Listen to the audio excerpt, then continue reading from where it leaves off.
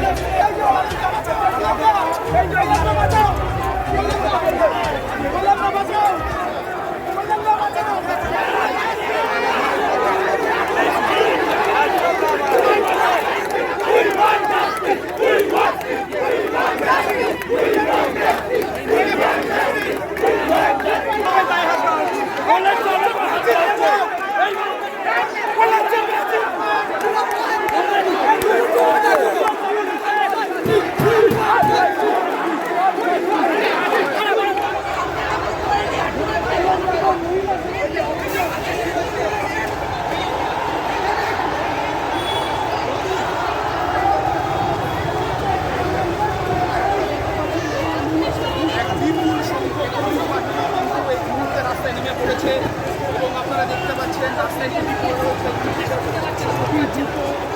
আমরা দেখতে পাচ্ছি প্ল্যাকার্ড, যে প্ল্যাকার্ড তারা